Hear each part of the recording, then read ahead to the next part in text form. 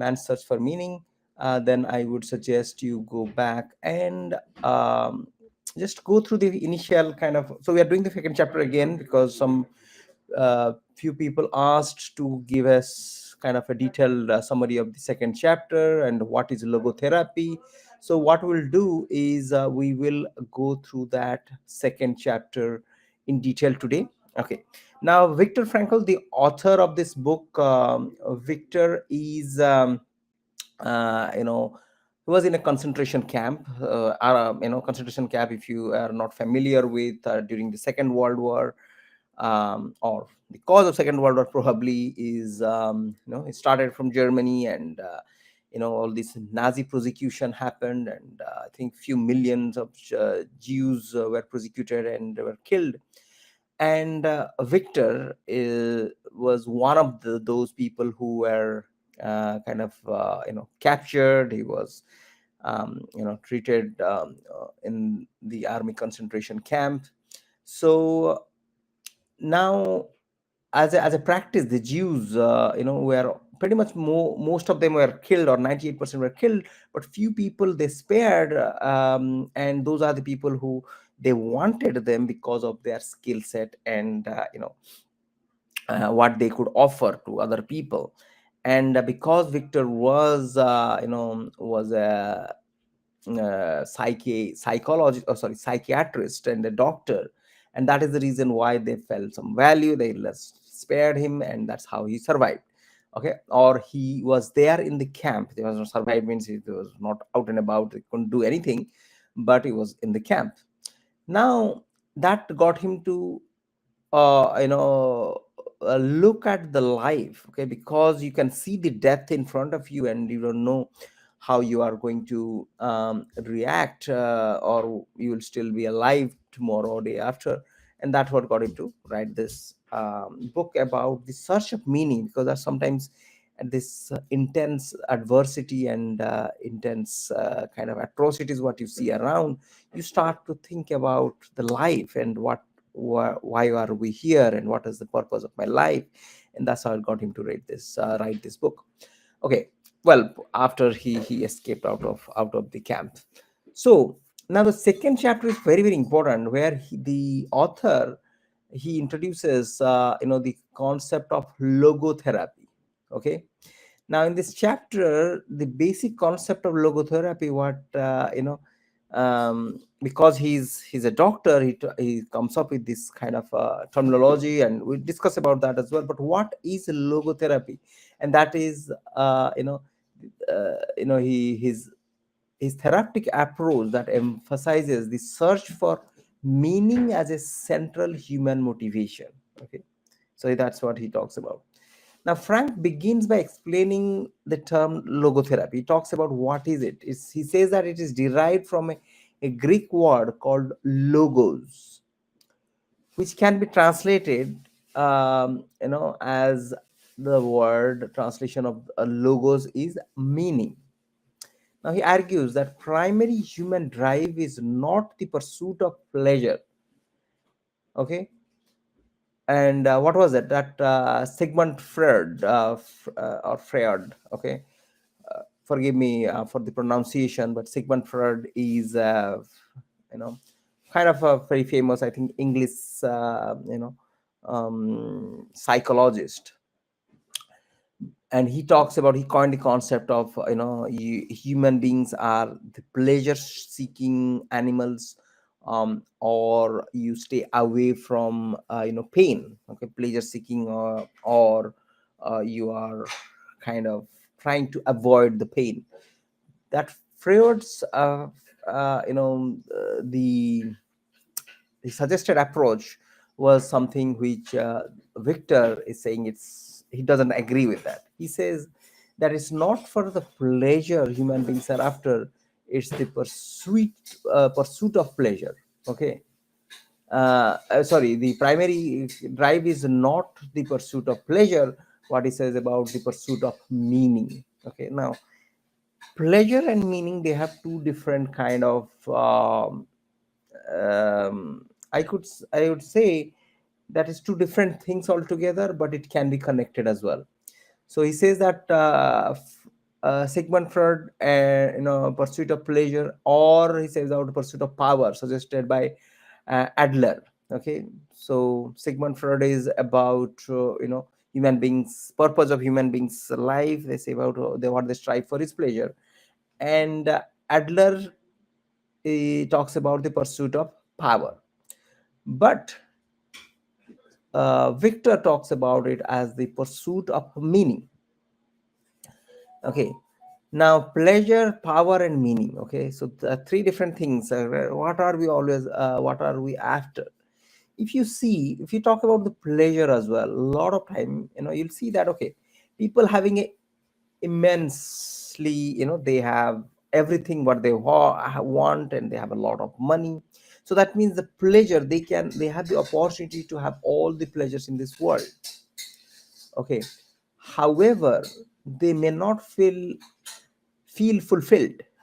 Okay, if they haven't arrived, or they haven't come up with the meaning of their life. Okay, so that means you are kind of just an animal. Okay, if you haven't found your meaning. Okay, because pleasure seeking is, any animals as well, they are after pleasure seeking. Okay, they are after food and probably procreation. Okay, that's what their life is all about for them.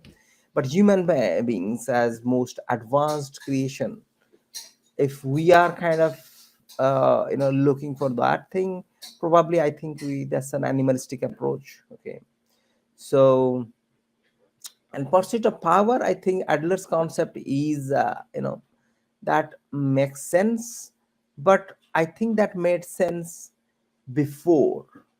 Okay, before kind of when human intelligence was not as much as it is today. Okay, it was all power based. Again, it's an animalistic approach. Let's say, for example, the lion or the tiger, they are the most powerful predators. So what happens there is, they look for power, or in a kind of herd. All these animals, if you see, they always want to portray the power. Okay, who is most powerful. However, human beings, as we are kind of a most advanced, um, in terms of our intelligence and ability to think, and that is the reason why the author talks about the meaning. When you found a meaning, or you attach a meaning to your pursuit. Okay, what you are looking for, what we're going for, then it makes kind of your life becomes more meaningful. So now the concept of existential vacuum, okay, he refers to that, which he refers a sense of emptiness and meaninglessness that individuals might experience when they lack a clear sense of purpose. That is absolutely true. Okay, you can also vouch for it. You can also realize that yourself as well. When you do not have a goal in life, when you do not know what you are striving for, life becomes meaningless, because it becomes so monotonous, so kind of routine, that you don't like it. You don't. So when, as human beings, when you have goals, you want to accomplish certain things, you wanted to go somewhere and do things, so that is when you feel that pleasure. So, as they say, Bill Britt, one of my mentors, I would say, hasn't been a personal mentor, but he was kind of audios and kind of talks I have listened to. He says that as well. It's the the happiness, even I think it's Thomas Jefferson in the American Constitution, in pursuit of happiness, he talks about that as well. The happiness is not an end goal. Happiness is in pursuit, when you are carrying a purpose, and when you are we are engaged in the process. Okay, that is when the transformation happens, and you find a purpose, you become a better yourself. Okay, that is what the American Constitution also talks about, that the right of liberty and pursuit of happiness. So that's what, as well, the book is all about. It's not about the happiness is is finding the purpose in your life. Okay. Now, anyways, so hinted in the concept of existential vacuum, which refers to a sense of emptiness and meaninglessness that individuals might experience when they lack a clear sense of purpose. Frank also suggests that this vacuum can lead to various psychological and emotional issues. Sense of emptiness, meaninglessness. So that means you need to have a purpose in your life.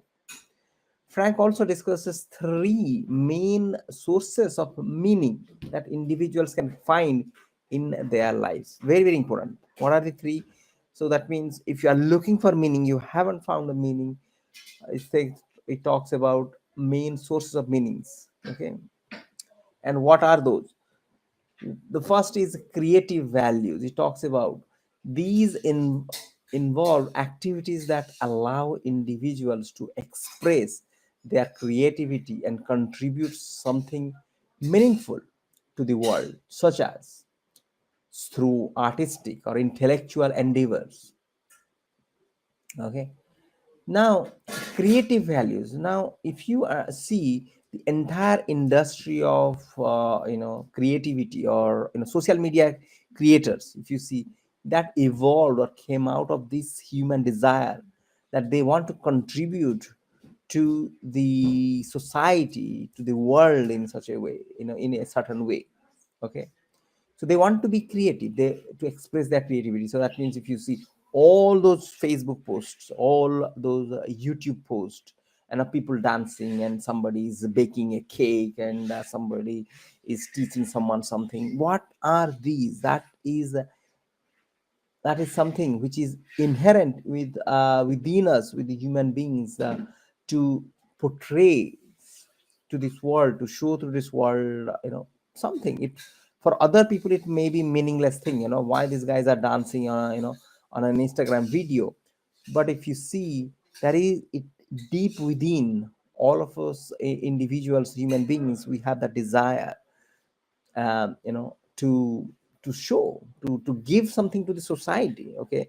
And for few people they appreciate it, few people may not appreciate it, but what all it boils down to is our desire to contribute to the society or to the world.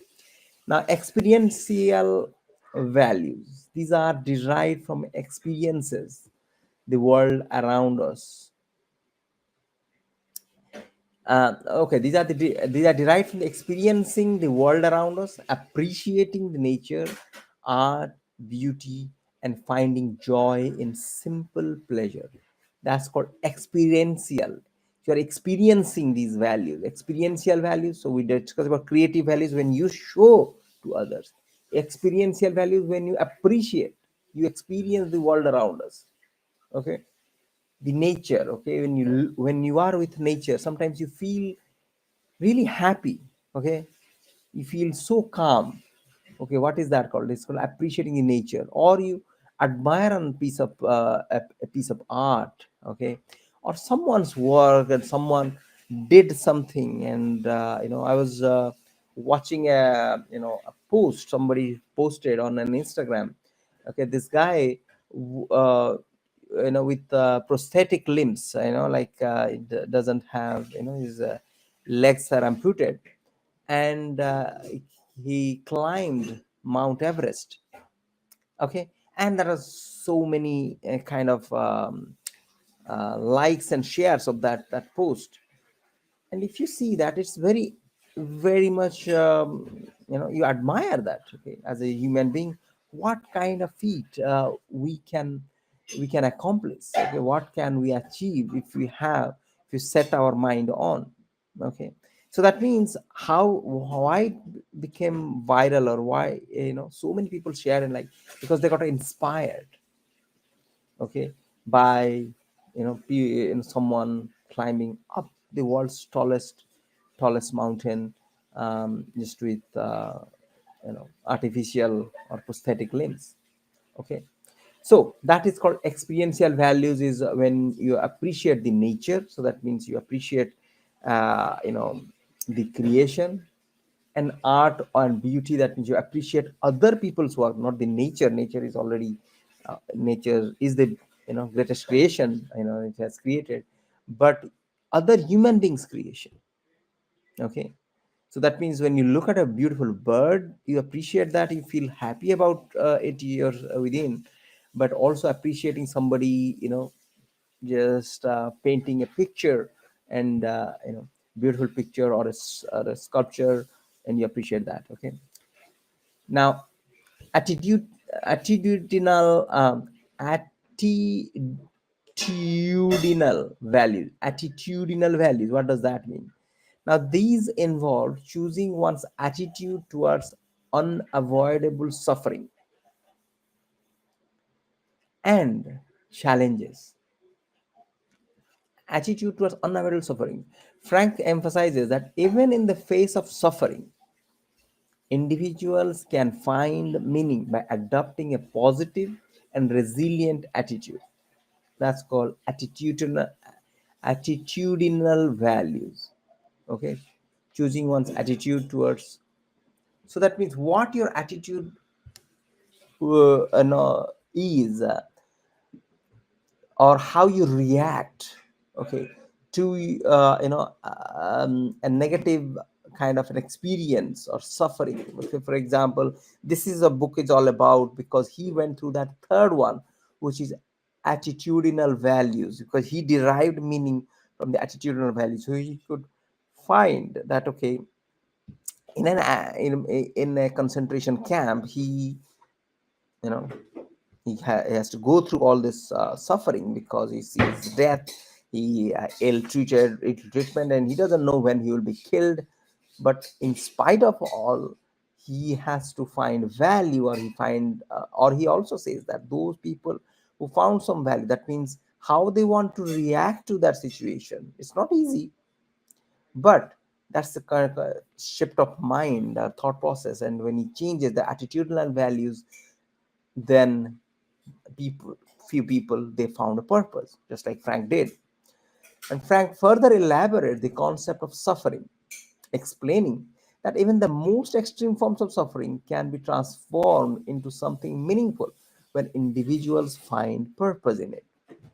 Now, he shares examples from his experience in the concentration camps, where he observed that those who could find meaning in their suffering were more likely to survive and maintain their mental well being. So, that means, in spite of all the hardships, no one can stop you to dream positive, to think positive, to have a positive outlook. Okay, because that is all, you know, in within you. So that means you can do that. Nobody can um, have an influence on your mind until you have. Okay, so in summary, the second chapter, if you see logotherapy, talks about that. The book introduces a core principle of logotherapy. It emphasizes the pursuit of meaning as a fundamental human motivation. Frank also discusses the sources of meanings.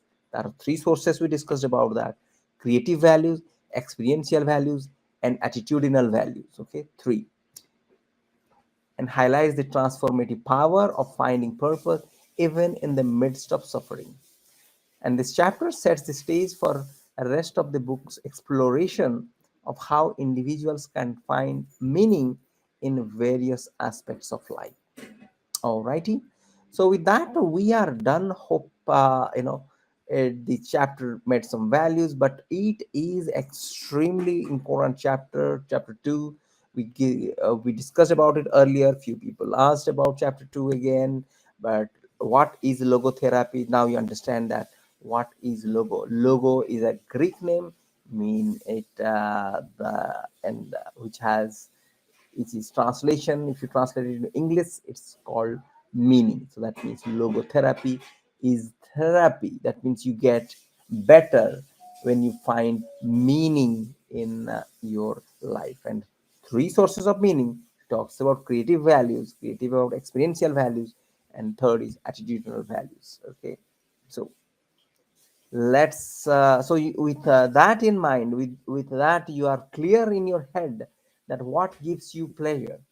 So create things, whatever you are good at, whatever you think you can contribute, because that is God gifted. So you have something which may not be there, or may not be as abundantly there in all the people. All of us are unique.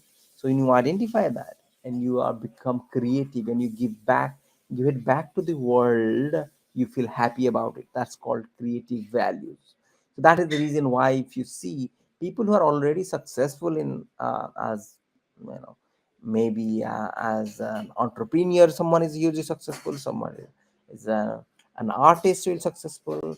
So if you go and ask Jeff Bezos, who found Amazon, that why you still involved in Amazon's kind of a decision making or shaping Amazon, you would say that, okay, in pursuit of happiness, and the happiness is the meaning. That means they are finding again the meaning. That means they are finding meaning on what? Creative values, what they can contribute to this world, and are thinking creatively. Second is experiential values. You can be very happy as well by appreciating the nature. That means you are just going around the world, seeing the different places. You can appreciate that, you can be happy about it as well. A lot of people get happiness around that, traveling. And meaning of all the human creation as well, looking at magnificent work of, let's say, art. Or if you go to, let's say, Rome, and or Greece, and you see these gigantic structures of you know classic work by the Romans, or by the Greek, and you feel like, wow. So you are awe-stricken, and that is due to the fact that human beings, you get values and you get meaning from experiences, that you are experiencing thing experiential. Okay. uh, and also experiential also talks about the simple pleasure as well. So experiential, you experience pleasure. So you watch a movie and you feel good about it. So that's the experiential values get out of. And the third thing is attitudinal values. Is when you decide how you react to a situation. That means you are forced into a situation where you can may not have the creative values to show, or you cannot experience, your experience has been bad. But attitude, your attitude is, okay, I will find positive, I have this authority in my own mind to think positively, so nobody can stop me. So that is when you can get more values as well from